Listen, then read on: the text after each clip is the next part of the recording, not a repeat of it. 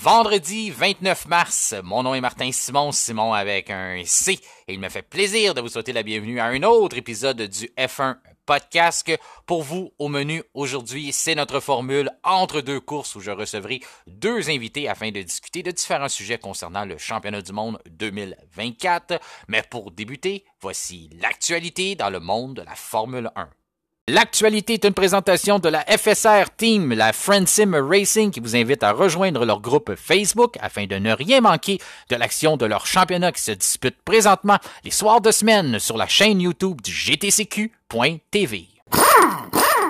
Dans l'actualité, le motoriste japonais Honda prépare son retour en Formule 1, même si certains diront qu'ils n'ont jamais vraiment quitté. Ils se sont retirés un peu de la scène, laissant Red Bull créer sa propre division interne de groupe motopropulseur au cours des dernières saisons. Il y avait toujours un petit partenariat avec Honda qui était plus en retrait, mais Honda prépare vraiment son retour à 100% avec une implication avec l'entreprise du milliardaire montréalais Lawrence Stroll, c'est-à-dire Aston Martin, à compter de 2026. Le développement qu'on a dans ce dossier-là, c'est que Honda veut se rapprocher et avoir une meilleure cohésion avec l'écurie britannique. Ils auront une nouvelle usine installée en Angleterre, plutôt à Bracknell, qui est au sud du nouveau campus d'Aston Martin à Silverstone. Donc, on aura aussi une embauche massive là, au courant de l'été afin de regarder ces employés qu'on a laissés. C'était même une problématique qu'on avait adressée dans les balados, là, dans plusieurs épisodes à l'arrière qu'on avait discuté, comme quoi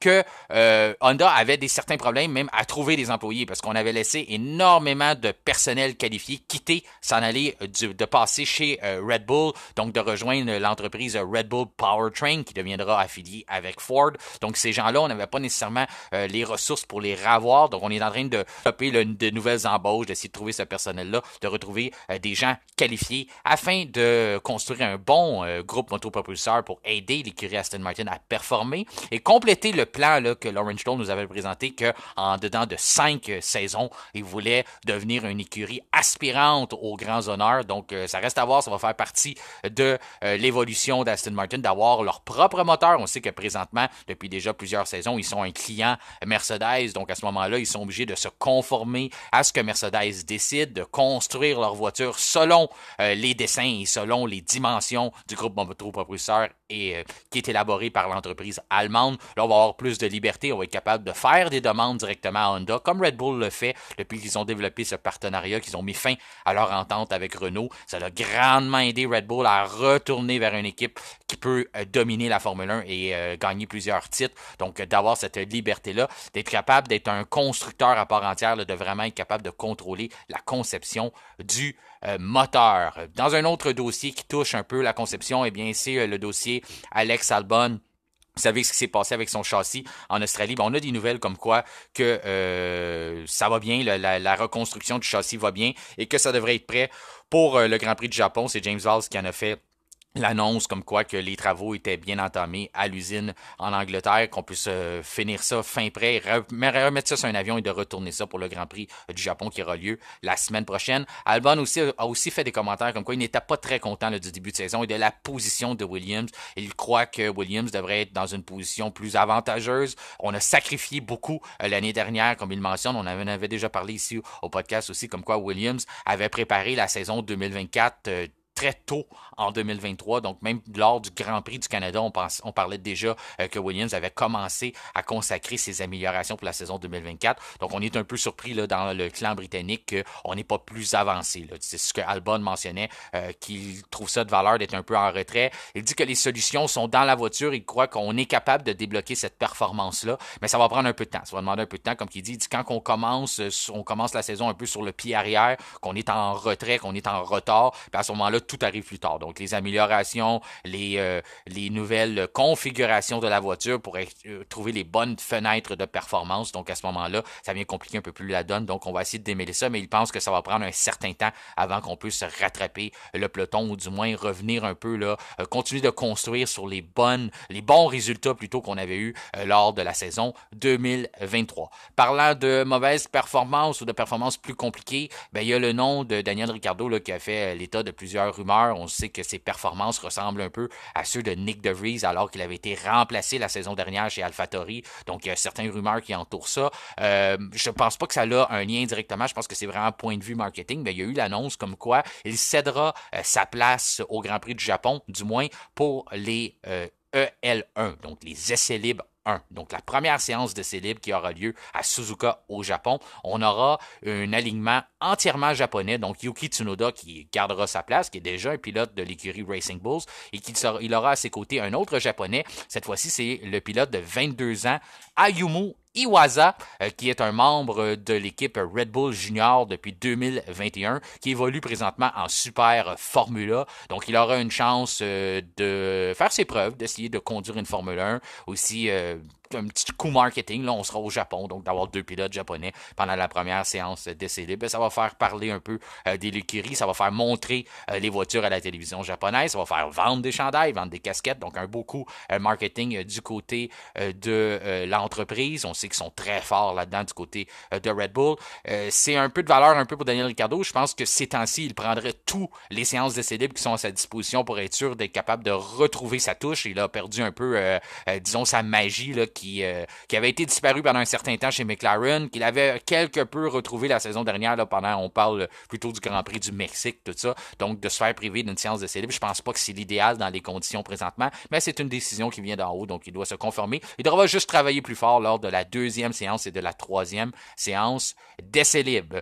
Parlant de nouvelles marketing, eh bien, j'enchaîne avec, si vous vous rappelez, on avait parlé ici au podcast que la saison dernière, on en avait parlé aussi sur notre page Facebook, comme quoi le Grand Prix de Vegas, l'événement qui a eu lieu au mois de novembre, allait générer des montants là, qui n'ont jamais été vus pour la ville, pour l'État du Nevada, et que même le Super Bowl qui s'en venait là quelques semaines après n'allait pas égaler les chiffres, les revenus en taxes que ça allait donner à la ville. Eh bien, on a eu raison, les gens qui avaient fait ces prédictions-là ne se sont pas trompés. Les chiffres ont été divulgués et puis la ville de Vegas a établi des profits records là, qu'on a réussi à aller chercher grâce à l'événement. C'est historique, c'est 1,5 milliard en retombées économiques que le week-end de Formule 1 a généré. Donc, tout ce qui a été généré par la Formule 1, là, qu'on parle des hôtels, des restaurants, tout aux alentours, ces dépenses-là, en taxes, qu'est-ce qu'on a été capable d'aller chercher là.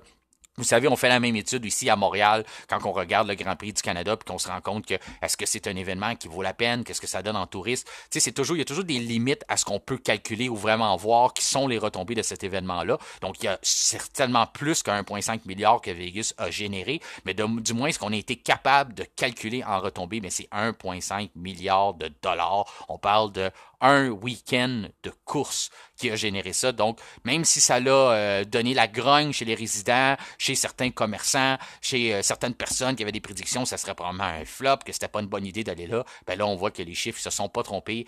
Liberty Media, la Formule 1, le Nevada, la ville de Vegas, le maire et compagnie avaient vu juste que c'était une place où on était capable pratiquement d'imprimer de l'argent, que c'était un événement qui allait rapporter énormément. Donc, si on parle, là, imaginez là, que si cet événement-là, là, c'était la première fois. Donc, peut-être qu'il y a eu un certain boom, ou même peut-être qu'on va être capable de construire là-dessus et d'aller en chercher plus, mais on se dit, si on est capable à tous les années, pour une ville de Vegas, de rentrer 1,5 milliard de dollars dans les coffres, juste avec un événement comme ça, qui revient pour une fin de semaine par année, donc je pense que ça en vaut le coup et les investissements qui sont rattachés à ça.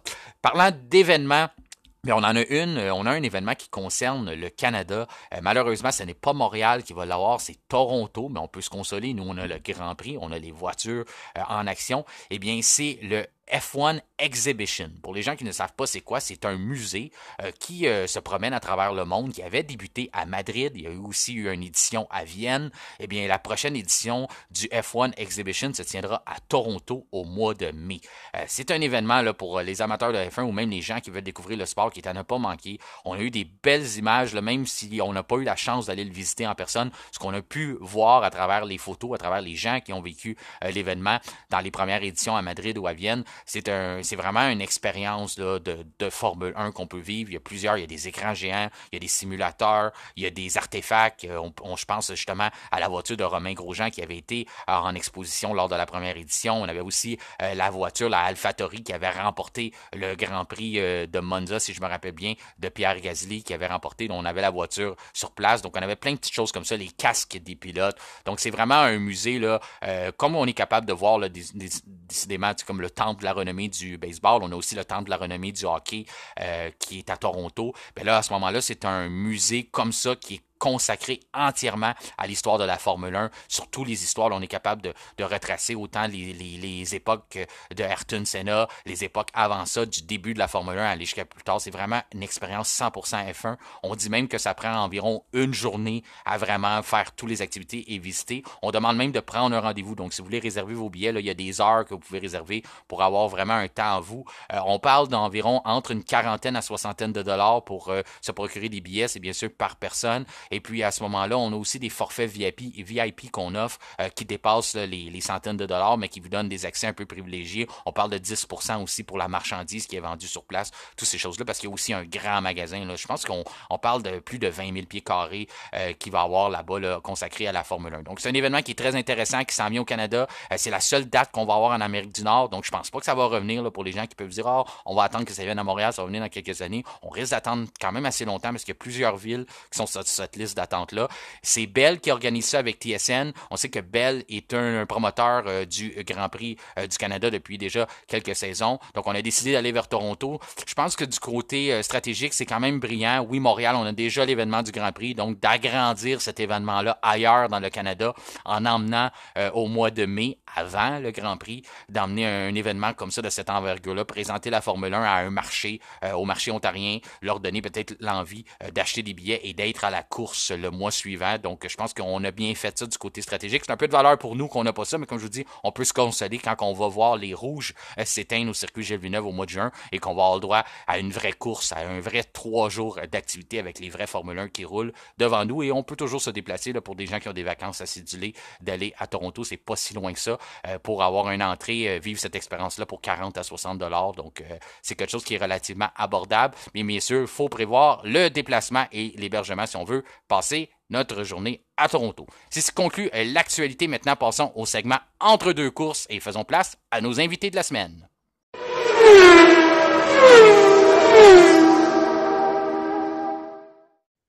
Aujourd'hui à l'émission, il me fait plaisir de recevoir deux invités. Et tout d'abord, c'est sa première fois à l'émission. C'est un passionné, c'est aussi pratiquement un historien de la Formule 1. Il a d'ailleurs un projet de livre en cours qu'on pourra vous tenir au courant en temps et lieu. Kevin Fontaine, alias le Petit Fontaine, comment ça va et bienvenue au F1 Podcast. Merci, ça va super bien, toi? Hey, ça va super, merci. Je suis bien content de te recevoir. Notre deuxième invité qui est ici, ben, c'est sa deuxième fois à l'épisode. Vous le connaissez peut-être déjà. Si vous avez pas eu la chance d'écouter, on a eu une entrevue avec lui qu'on a réalisée plus tôt dans la saison. C'est un pilote, c'est le champion de Formule F2000, la série américaine, Jean-Christophe Trahan. Re-bienvenue au F1 Podcast. Ben oui, merci encore de m'avoir. C'est un grand plaisir de pouvoir discuter de tout ça en détail. On a beaucoup sur la planche. Ouais, on en a beaucoup sur la planche. C'est passé, il y a bien des choses, même s'il y a juste eu 3 épreuves à la saison. Le premier sujet que je vais aborder avec vous, ben, c'est le dossier Williams et le dossier Alex Albon. Pour faire une remise en contexte, eh bien, Alex Albon a eu une collision lors des séances d'essai libre en Australie. Williams n'avait pas de châssis de remplacement, donc il a endommagé plus particulièrement justement son châssis. On n'avait pas de remplacement pour lui. Ce qu'on a fait, on a décidé de prendre celui de son coéquipier Logan Sargent et de le transférer à lui pour le reste du week-end. Je veux commencer en m'adressant au pilote, lui demander, admettons que tu es dans les souliers à Logan Sargent, un Jean-Christophe Trahan réagit comment? Mettons vraiment, Ouais. on me transporte dans les souliers et dans l'esprit de Logan Sargent. Mais moi, je serais furieux, absolument, absolument d'aucunement mon accord ou de ma faute, je me fais enlever les chances tu sais, de prouver un autre week-end de plus. En plus que, mettons, ma famille et mes connexions apportent le gros des ressources à Williams. Là, je me sentirais vraiment dépourvu. Malgré que, quand on regarde la situation de plus haut, ça fait du sens. Ça fait du sens. Je veux dire, clairement, Wildbound, c'est le meilleur pilote des deux. C'est une décision purement stratégique. on se donne la meilleure des chances, même si ça n'a pas marché. Fait que C'est moi, c'est ça. vraiment ça, là. Ben, d'un point de vue personnel, la pilule est dure à avaler parce qu'un compétiteur veut jamais se faire enlever le droit de compétitionner, surtout pas sur un week-end de course, surtout quand c'est pas de ta faute. Ça, c'est le côté. Exact, exact. C'est vraiment ça, là. C'est que c'est aucunement de sa faute. Il n'y a rien qu'il aurait pu faire. C'est 100% Exactement. de la faute à Albon, qui, tu sais, fait un immense accident à FP1. Comme, bravo. Puis là, c'est de ma faute maintenant? OK. C'est sûr Ouais. que, je suis sûr que, il l'a dit, là, c'est une des décisions les plus dures de sa carrière. Si c'est pas la plus dure, je le comprends totalement. Puis si je me transporte de ton côté, Kevin, en tant que partisan passionné de Formule 1, toi, t'as vécu ça comment, cette situation-là?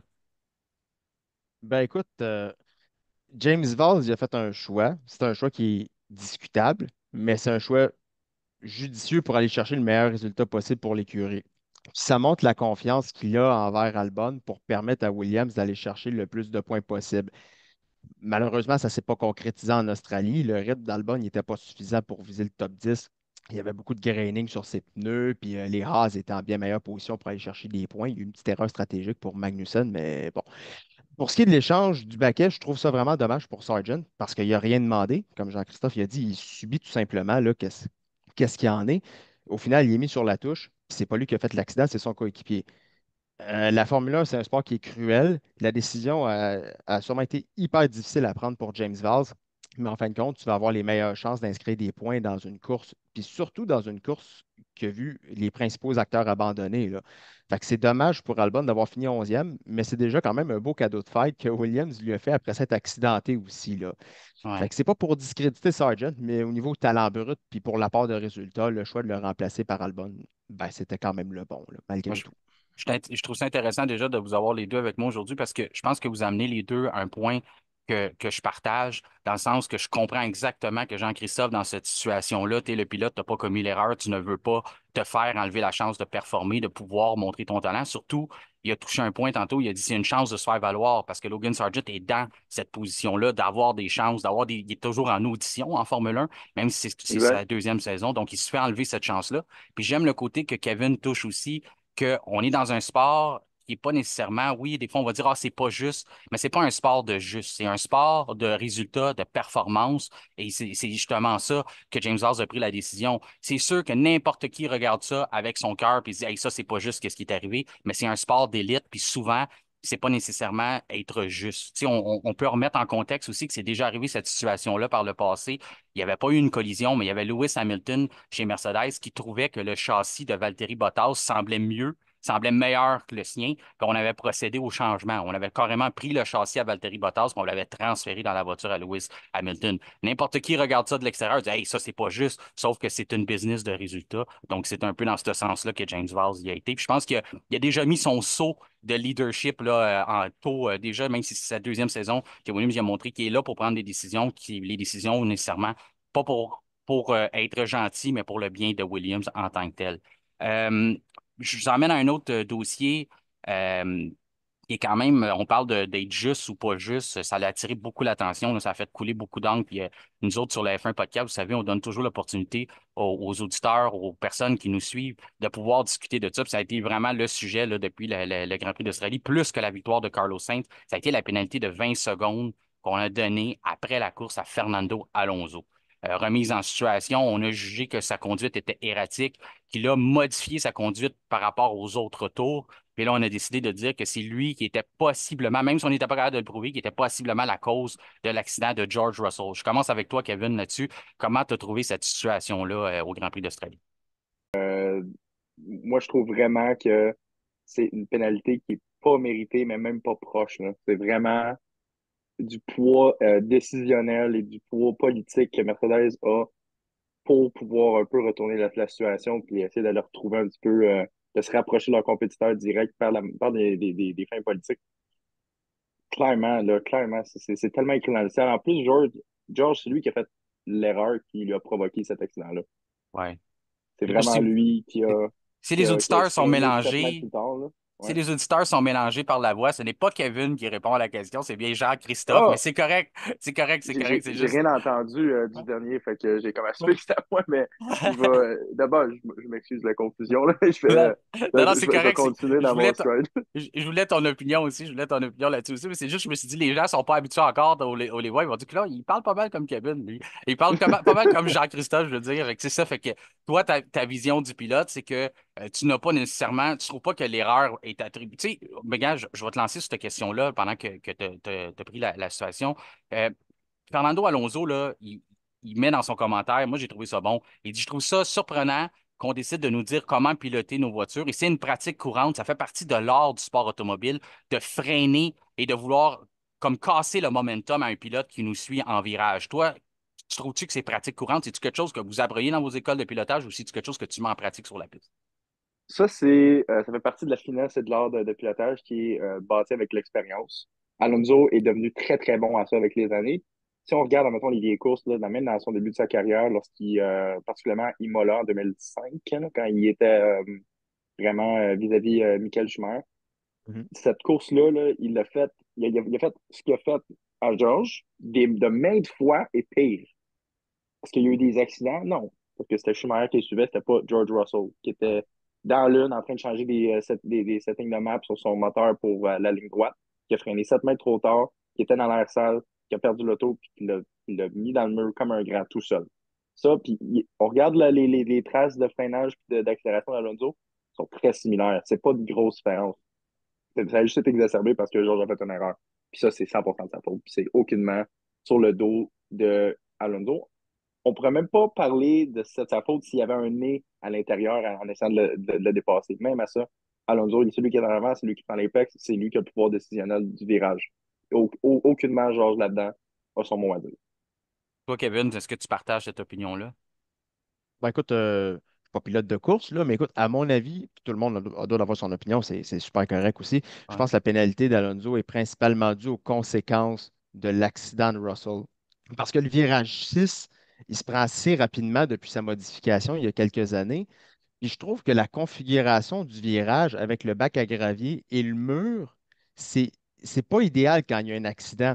Parce que Exact, l'année ouais. passée, Albon est sorti de piste à cet endroit-là en début d'épreuve, puis il y a eu un drapeau rouge alors qu'il était en plein sur la trajectoire de course.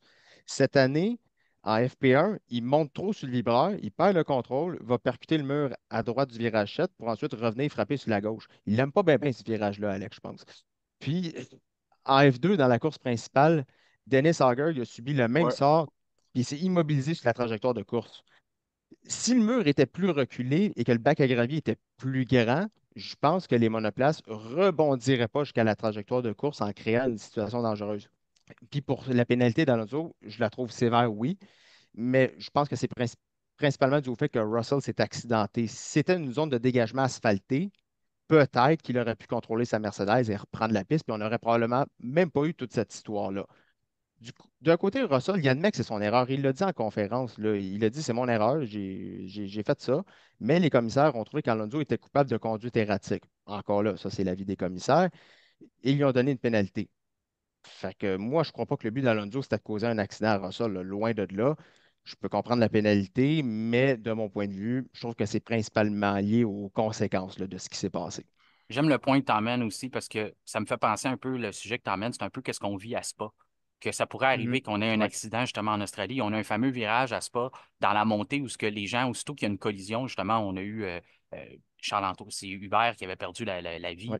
justement là-bas. Puis on a eu d'autres collisions, justement, le Néerlandais là, l'année dernière qui a perdu, là, je m'excuse, son nom m'échappe, qui était dans une plus petite série, je pense que c'était en Formule 3, quoi que ce soit, qui avait perdu la vie là. Mais en cognant en haut, souvent, ce que ça fait, c'est que la voiture revient en piste. Donc là, on est chanceux en Australie, on n'a pas vécu ce genre d'accident-là, mais ça pourrait arriver. Donc, j'aime le point que tu emmènes que oui, ça devrait être quelque chose que les commissaires regardent, non seulement pour les prochains Grands Prix, là, parce que pour être sûr que on n'ait pas une situation qui soit plus grave que ça. Et oui, ça attire beaucoup plus l'attention, le fait que ça fait une voiture qui est de retour, qui est retournée sur le capot en plein milieu de la piste, que là, à ce moment-là, on a plus puni la conséquence que le geste en tant que tel. Là, on a plus eu peur, puis là, on a dit, ça a attiré notre attention, donc il faut que ça prenne un coupable. Donc, on a décerné 20 secondes de pénalité à Fernando Alonso.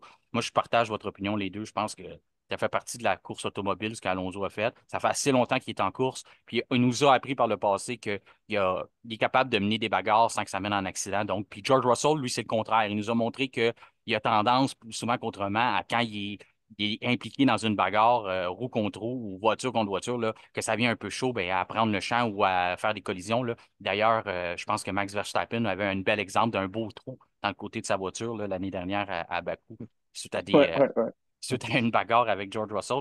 Parlant de bagarre, ben là, je vous emmène dans une bagarre de trouver un emploi pour l'année prochaine. Il y a un gars, je pense, qui a fait une très belle audition en Australie, puis on pourrait dire même depuis le début de la saison, c'est Carlos Sainz, lui qui est le seul pilote à avoir gagné des courses autres que les pilotes Red Bull dans les dernières saisons. Mais il ne se retrouve qu'il n'y a pas de volant l'année prochaine. Là, je vais commencer avec Kevin sur celle-là. Kevin, qui devrait embaucher Carlos Sainz? Ben écoute, c'est sûr que ça y fait une belle carte de visite à Sainz après sa victoire, puis surtout après son opération pour l'appendice là aussi. Là. Fait que, tu sais, Sainz, c'est un pilote d'expérience. C'est un très bon gestionnaire avec ses pneus dans un Grand Prix. Il a une bonne analyse de la course. Puis je pense qu'il n'y aura aucun problème pour se trouver un volant l'année prochaine. Là, comme tu dis, c'est où il va être. Parce que les rumeurs se font aller de gauche à droite chez Red Bull pour une place aux côtés de Verstappen en remplaçant Perez. Christian Horner l'a mentionné, il était intéressé. On parle de chez Mercedes pour remplacer Hamilton. Ça peut être une belle association avec Russell aussi. Chez Aston Martin pour remplacer Alonso s'il quitte pour aller voir ailleurs. Chez Steak Kick Sauber, peu importe comment on va les appeler, pour rejoindre le projet Audi. Sainz, comme je l'appelle, c'est un pilote passe-partout. Il a beaucoup de connaissances, puis les informations qu'il a acquises chez Ferrari, ça peut être très utile pour une arrivée dans une nouvelle écurie. Écoute, il a un super bon début de saison, puis qui sait ce qui se serait passé à Jeddah s'il n'avait pas dû déclarer forfait? Il aurait peut-être pu encore sortir un super résultat, puis il serait au niveau de Leclerc et de Perez, il serait peut-être quelques places plus haut. Là, fait que, écoute, on n'est pas dans le secret des dieux, on ne peut pas savoir où est-ce qu'il va aller l'année prochaine, mais je suis pas inquiet pour lui qu'il va se trouver un baquet, c'est sûr et certain. Selon toi, il est candidat partout. Il peut être un candidat Pas sur mal partout, ouais. toutes les équipes que Ouais. tu as nommées qui se cherchent un pilote l'an prochain. Pour ce qui est de toi, Jean-Christophe, t'en penses quoi? Si j'avais vraiment une main divine, là, puis je pouvais organiser ça pour que ce soit vraiment optimal pour tout le monde, je crois que sa meilleure décision, son meilleur choix, ça serait probablement pour sa carrière. En tout cas, encore une fois, on a mentionné, il est rendu tu sais, fin vingtaine, début trentaine, il commence vraiment dans la fleur de l'âge là, avec son expérience. Puis vraiment, depuis fin 2023, là, la dernière moitié de la saison, il est vraiment exceptionnel. Meilleur que Leclerc, de mon opinion. Puis moi, il devrait être pas bon deuxième, mais comme un genre de le couteau suisse de Red Bull. Où est-ce il peut gérer les courses, il peut tout le temps avoir des deuxièmes places en banque. Puis là, quand ça leur tente, ça va mieux que la stratégie pour leur switch avec Max. Il est facilement capable de tenir avec une bonne voiture, tout le monde en arrière, puis aller chercher des victoires quand ça compte. Et après ça, Perez, je trouve qu'il serait mieux chez Mercedes. Il a fait son temps. Lui, il est rendu encore une fois, encore une fois, avec son expérience, peut-être qu'il va aider à être un peu plus comme le leader de Mercedes, côté développement et tout ça. George Russell, je trouve encore, malgré ses bons résultats, malgré son très bon pace, il est souvent meilleur qu'Hamilton. Je trouve vraiment qu'il manque d'expérience, qu'il manque Maturité? juste de maturité, exact. Il fait souvent tu sais, des drôles d'erreurs. Encore une fois, là, en Australie, le contact avec Verstappen à Bakou. Quand il est rentré, je ne sais pas c'est dans qui, mais c'était en Autriche, là, il avait sorti dans le gravier, je pense que c'était Perez ou quelque C'était chose comme contre, ça. ouais, c'était contre Sergio Perez, si je me rappelle Ouais. bien C'est aussi. ça. Oui, juste des, puis avec Bottas quand il était chez Williams à Imola. Toutes ces affaires-là, je trouve que malgré que c'est dans le passé, ça ressort un peu tout le temps dans son pilotage. Puis je trouve que Perez serait un bon phare ou une bonne base pour pouvoir un peu mieux solidifier Mercedes pour s'ils veulent aller vers l'avant. Idéalement, je crois que pour tout le monde, ça serait vraiment la meilleure situation dans ces dynamiques-là. Il ne serait pas bien barré chez Audi. Ça leur prendrait au moins 4 ans pour être semi-compétitif. Puis là, il serait dans sa trentaine avancée, Carlos. Là. Ouais. Fait que ça serait vraiment pas un bon mot pour lui. Fait que moi, Où je je, verrais ça comme ça. où je partage ton opinion avec ça, c'est que Red Bull, présentement, là, on regarde ça, là, même si on peut peut-être juger que Sergio Perez a un bon début de saison, euh, présentement, là, c'est 97-93 au championnat des constructeurs. Donc, ce qui Mm. arrive là, dans les prochaines saisons, dans toutes les équipes qui sont aux alentours de Red Bull, on a deux bons pilotes. Sergio Perez, en fin de semaine, c'est peut-être pas de sa faute. On n'a plus lui attribuer l'erreur, on n'est pas obligé. Mais il y a eu une pénalité en qualification qui a coûté probablement peut-être une possible victoire en Australie, ou du moins une deuxième place. Donc, à Mhm, ce mhm. moment-là, s'il ramasse ces points-là, Red Bull a une avance qui est plus. Il y a une plus grande avance au championnat des constructeurs. Là, présentement, à cause de cette erreur-là, que ce soit à lui, que ce soit un ingénieur, mais à longue, ça arrive souvent des erreurs le samedi. Pareil, ça met Red Bull dans une situation où on est plus serré au championnat des constructeurs qu'on devrait l'être. Puis ça va continuer comme ça parce qu'on a deux bons pilotes chez McLaren, on a deux bons pilotes chez Mercedes, dépendamment de la décision qu'on va prendre l'année prochaine. Mais avec Hamilton qui va s'en aller, je vous mets en situation. Admettons qu'on sait qu'Hamilton s'en va chez Ferrari, donc on a Leclerc Hamilton, on a Norris Piastri chez McLaren, puis admettons qu'on a Sainz puis Russell chez Mercedes. Puis à ce moment-là, Red Bull se retrouve un peu en déficit de dire si Perez ne lit pas la marchandise, puis n'est pas capable d'accumuler des points de façon aussi constante. On ne peut pas Ouais, dire aussi ouais. constante que Verstappen, mais de façon comme il devrait le faire, ben Red Bull pourrait se retrouver dans le trouble. Ça pourrait être beaucoup plus compliqué que ça devrait l'être au championnat des constructeurs. Oui. Totalement. Totalement. Je vais laisser Kevin suivre après, mais euh, la suprématie Red Bull ne durera pas une éternité. Fait que il va vraiment être leur talon d'Achille, Sergio Perez, lorsque le niveau du peloton va être un peu plus nivelé. Ouais. Moi, c'est mon opinion. Kevin, tu voulais On ajouter Je quelque arrive, partage, chose? hein. ouais, ben, on arrive dans un resserrement hiérarchique depuis la nouvelle réglementation technique en 2022. Ça va se continuer cette année, 2025, et jusqu'à temps qu'on ait la réglementation moteur de 2026. Fait que là, les performances des voitures vont se rapprocher, puis ça va être hyper important pour Red Bull d'avoir un deuxième pilote performant qui est capable de saisir les opportunités, ce que malheureusement Perez n'est pas toujours capable de faire. Mhm. Fait que c'est sûr que d'avoir Sainz, ça peut être une belle opportunité pour Red Bull de maximiser les chances de, de, de prendre le plus de points possible là, face à la concurrence. C'est ça, parce que si on regarde le présentement, Sergio Perez, OK, il nous a habitués par le passé. Les débuts de saison sont forts parce que c'est des circuits. Normalement, on a beaucoup de circuits urbains en début de saison. C'est plus concentré là, puis on le sait, c'est le roi des circuits urbains. Là. C'est un titre qu'il a acquis à travers des années. Ses victoires sont à 80, 99% sur des circuits urbains, là, je dirais même 100%.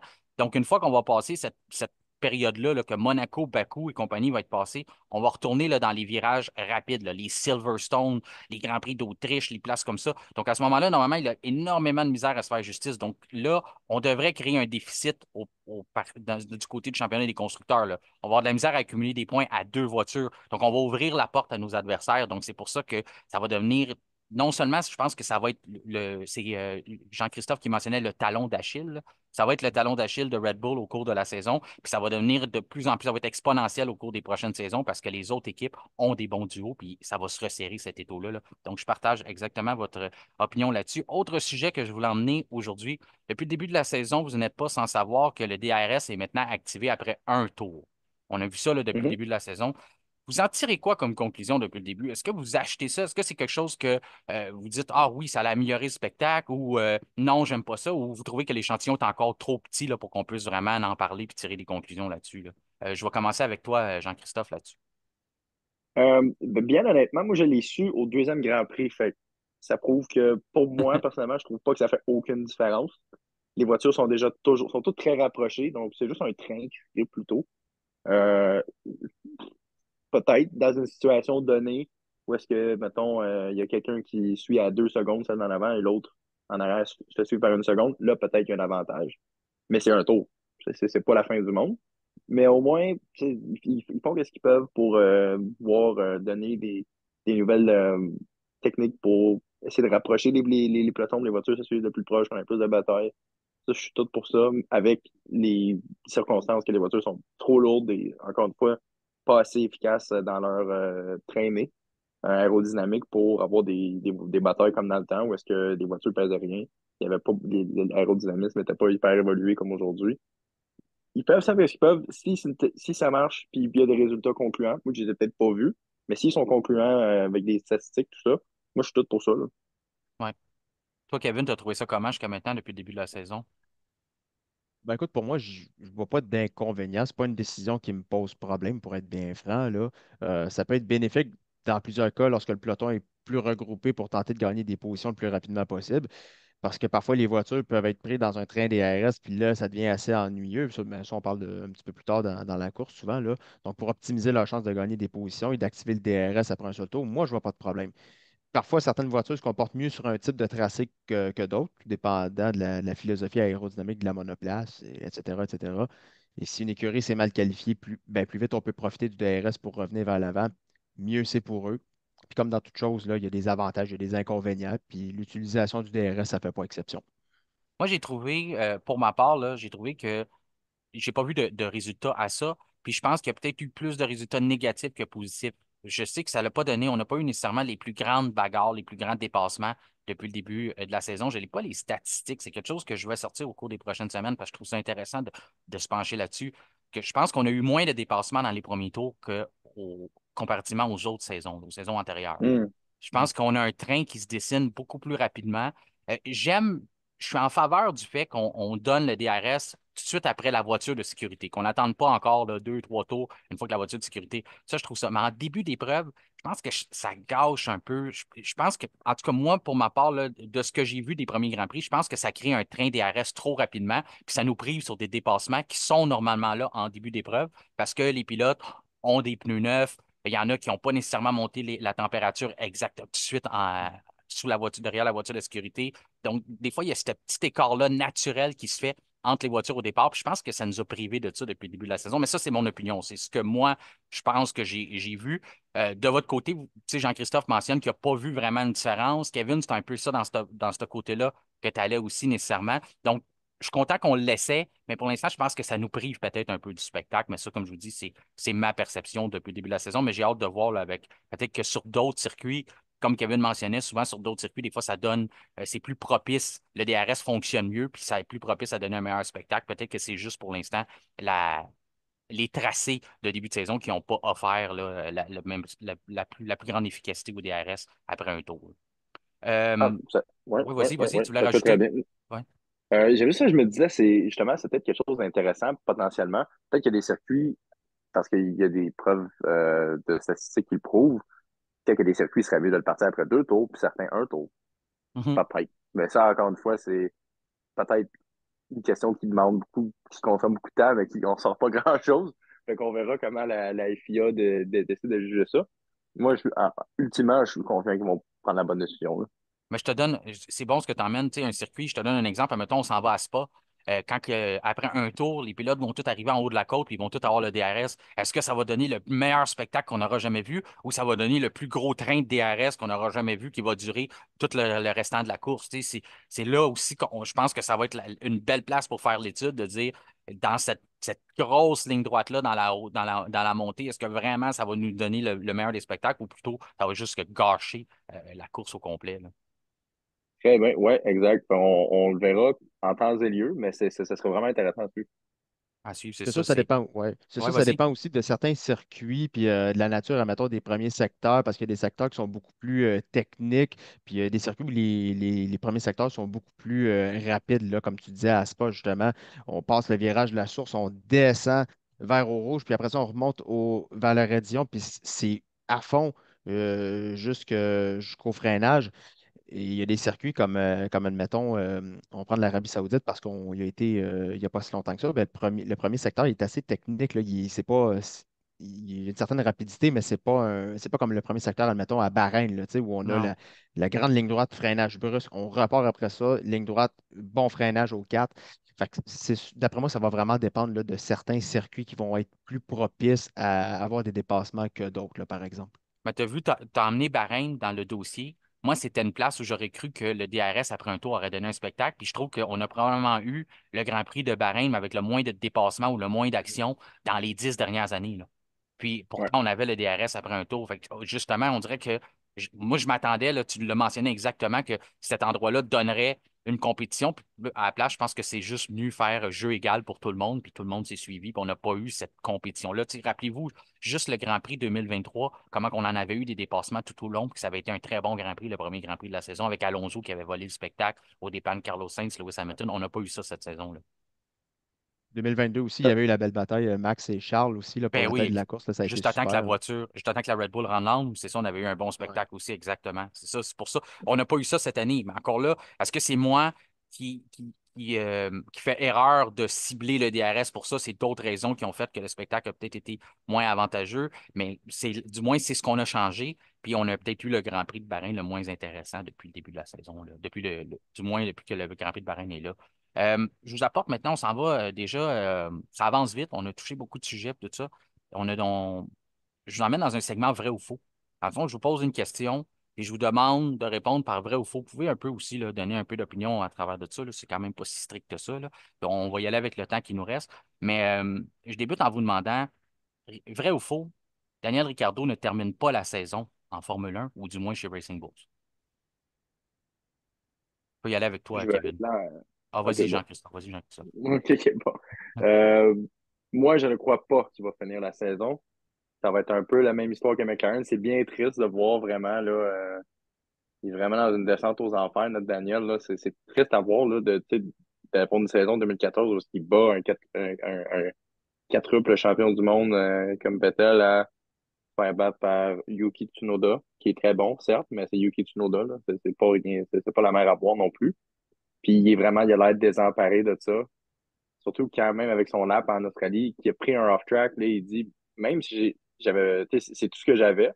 Puis il Mhm. voit plus que Yuki trouve 6 dixièmes en Q2. C'est rough, là. Il lève les bras, il a dit en entrevue, je ne sais pas où il trouve le temps, honnêtement. Ouais, Ça, ça, c'est vraiment la marque d'un pilote en descente. Je serais très surpris qu'il retrouve la confiance et qu'il fasse n'importe quoi de proche d'être meilleur que Yuki. quand tu Fait commences à plus que avoir de c'est réponses pour tes performances, là, ça nous rappelle un peu le Daniel Ricciardo de McLaren. Là. la J'enchaîne même avec toi. chose. C'est ça, exactement. J'enchaîne avec toi, Kevin. Vrai ou faux, Daniel Ricciardo ne terminera pas la saison en Formule 1 ou chez Racing Bulls, du moins. Non, c'est ça, d'après moi, là, il ne durera pas toute la saison. Puis Helmut Marko a déjà mis la pression là, sur Ricardo. Il l'a mis également sur Tsunoda, mais Tsunoda a bien répondu là, en Australie. Là. Mais pour ce qui est Ricardo, ça ne regarde pas bien. On ne le sent pas en confiance. On ne le sent pas assez rapide. En fait, il n'est pas assez rapide.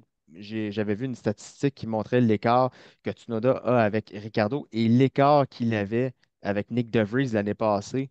C'est sensiblement la même chose en qualification. Ouais, Fait que exact. ça prouve qu'il y a quelque chose qui ne fonctionne pas. Puis surtout qu'il y a un Liam Lawson qui est prêt à sauter dans la voiture le plus rapidement possible pour faire ses preuves. Euh, moi, je suis très, très, très sceptique de voir Ricardo terminer la saison. C'est plate parce que c'est un pilote que j'apprécie beaucoup, que j'aime depuis ses débuts, mais il faut constater que ça ne fonctionne pas en ce moment. J'enchaîne, on va y aller un petit peu plus rapidement parce que je veux qu'on ait le temps de tous les passer, tout ça. Je sais qu'on a beaucoup de choses à dire là, sur chaque sujet. Donc, moi, la confrontation, là, en début de saison, vous savez comment j'aime ça, faire participer nos auditeurs du F1 Podcast. J'avais fait le sondage. Qui va terminer avec le plus de points au classement? Oscar Piastri ou Lando Norris? 64% des répondants, puis ça, c'est avant que la saison commence, avaient répondu que ce serait Lando Norris qui terminerait devant. Présentement, il y a seulement 3 courses de passé, mais Piastri est au 5e rang, 1 point devant Lando Norris Mm. avec 28 et Lando Norris en a 27. Vrai ou faux? Oscar Piastri va terminer la saison devant son coéquipier Lando Norris. Vas-y, Kevin, en premier. Euh, non, je pense que Norris va quand même réussir à finir devant. Il a plus d'expérience. C'est ça, il a plus d'expérience. Il est plus habitué à la voiture. Piastri a encore beaucoup à apprendre. C'est un très bon jeune pilote. Faut pas le nier et tout, là. Mais non, c'est sûr que ça fait 3 courses aussi, là. Fait qu'il faut tempérer un peu, là. Ouais, Mais bon, j'ai quand même l'impression que Norris va réussir là, à remonter la pente. Puis il va quand même terminer devant. Là. Je pense pas être inquiet là-dessus. devant. Du côté de toi, Jean-Christophe, Piastri, l'année passée, là, il avait accumulé, je pense, 97 points au total dans une saison complète. Il en a déjà ramassé 28. Est-ce que ça va se poursuivre? Est-ce qu'il va rester devant Lando Norris ou Lando Norris va prendre le dessus? Moi, je vais aller avec la décision peu surprenante. Moi, je crois qu'il va rester en avant. Je Ouais, crois que même avec son manque d'expérience, il répond mieux à la pression que Norris. Norris aime pas se faire un peu trop égaler ou talonner par un autre pilote, surtout qu'il a moins d'expérience, puis c'est ça qui arrive en ce moment. J'ai plusieurs reprises en qualif, surtout, on voit vraiment il se met beaucoup de pression, puis il n'est pas capable toujours de la supporter. Et je crois que le plus que Piastri va être confortable, qu'il va remettre de la pression, qu'il va faire des temps de calibre exceptionnels, Lando, il va commencer un petit peu à plier des genoux. Il le fait des fois un petit peu, mais pas tout le temps, comme en Australie. Ouais. Il qualifié en avant, très bien. Il était très proche, les deux. Là, je pense que c'était 30 centièmes la différence, quelque chose de même, une affaire ridicule. Alors, mais à la longue, Piastri, il prend vraiment bien son expérience. Il prend du galon rapidement. Et je crois que ça dérange beaucoup Lando. Du fait que Lando fait longtemps qu'il est là, il se voit comme le pilote numéro un, il a sorti Ricardo de l'équipe, Mhm. il bombe le chest un peu, mais je crois pas qu'il a le caractère pour pouvoir, après ça, se faire égaler par un pilote plus jeune. J'enchaîne dans la même lignée de questions du côté de Ferrari. On avait aussi posé la question aux auditeurs du F1 Podcast en début de saison, bien sûr. Charles Leclerc ou Carlos Sainz, qui va terminer devant? 55% des répondants avaient répondu que Charles Leclerc terminerait devant Carlos Sainz. Pour l'instant, il est toujours devant Carlos Sainz, mais avec une course en moins du côté de l'Espagnol. Sainz est quatrième au classement avec 40 points. Et Charles Leclerc, malgré qu'il a participé à une épreuve de plus, il y a seulement 7 points d'avance. Je commence avec toi, Jean-Christophe, rapidement, vrai ou faux. Charles Leclerc va terminer devant Carlos Sainz. Vrai, ça va rester proche toute la saison, mais même avec sa course en poche, je pense pas que, ou sa course en moins, je pense pas que Carlos va être capable de, même si c'est un petit écart en ce moment, il va s'exacerber. Fait que OK. moi, je crois que ça va rester similaire, puis ils vont être très proches au classement, mais que Charles va prendre le dessus. De ton côté, Kevin?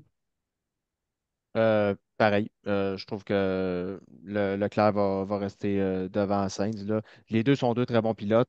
Ils vont être proches toute la saison, mais je pense qu'au final, Leclerc va quand même réussir à terminer devant Sainz.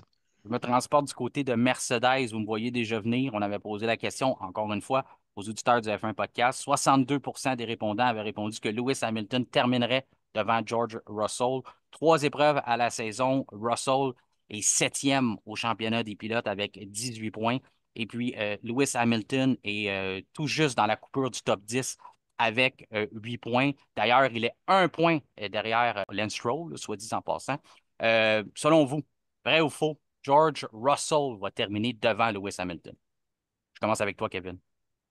Euh, Dans mes prédictions, j'avais dit qu'Hamilton finirait devant Russell. C'est peut-être en train de me dire le contraire en ce moment, mais je pense que Lewis a assez d'expérience et est assez talentueux pour remonter la pente et tout. Même s'il a probablement la tête déjà chez Ferrari aussi, là, faut peut-être pas faut peut-être pas l'oublier, mais moi, je pense qu'Hamilton est capable de revenir puis finir devant Russell. Mais c'est mon avis. De ton côté, Jean-Christophe? Moi, je pense pas qu'il va finir devant Russell. Il est déjà quand même un petit bout en arrière. Puis de ce que je vois de son feedback, de comment il parle de la voiture, comment il parle d'évolution, il n'y a vraiment aucune espérance. Il n'aime pas la voiture. Il a de la misère à s'adapter. Même si George fait des erreurs, il est plus rapide en qualif que Hamilton plus assez régulièrement. Je trouve ça triste un peu. Je veux dire, Hamilton, c'est Hamilton. Là. Je lui enlèverais aucune fleur de son. Je lui enlèverais rien de son parcours, en fait. Mais je trouve ça. Il y a vraiment. Cette voiture-là, cette nouvelle génération de Mercedes-là, il y a vraiment un gros problème avec le derrière de la voiture. Il n'a pas confiance en la voiture. Il va faire plus d'erreurs à la régulière que Russell a qualifié en course. Puis avec ça, malheureusement, en plus, avec la tête déjà sur Ferrari, il s'en fout un petit peu, je pense. En terminant, il nous reste que quelques minutes. C'est ma dernière question. C'est la question qui tue. C'est la question qui aurait peut-être demandé le plus de développement, mais on la ramènera dans un autre épisode plus tard dans la saison où on aura plus la chance d'en parler. Mais je vous demande, vrai ou faux, Mercedes a besoin d'un budget illimité pour gagner en Formule 1. Je commence avec toi, Jean-Christophe. Très bonne question. Très bonne question. Moi, je crois que oui. Il marchait vraiment bien avec ce modèle de business-là. Il y avait cette aura-là de, tu sais, au, on n'a pas besoin de budget, on n'a pas de problème de budget. Qu'est-ce que ça prend pour gagner?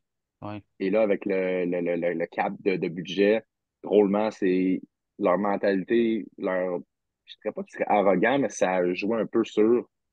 C'est comme, on est Mercedes, on est les standards, on est les meilleurs. Puis là, avec, à ressources égales, avec le même nombre d'outils, c'est comme, ouais, hein, tu peux pas juste écrire plus de chèques pour avoir plus de développement. Hein. Non, Ben, exactement. Si on se va être rappelle, ça va être très difficile. dernière saison où ils ont pu construire une voiture avec un budget illimité, ils ont dépensé 450 millions pour faire la voiture de 2021 où le plafond rentrait en vigueur.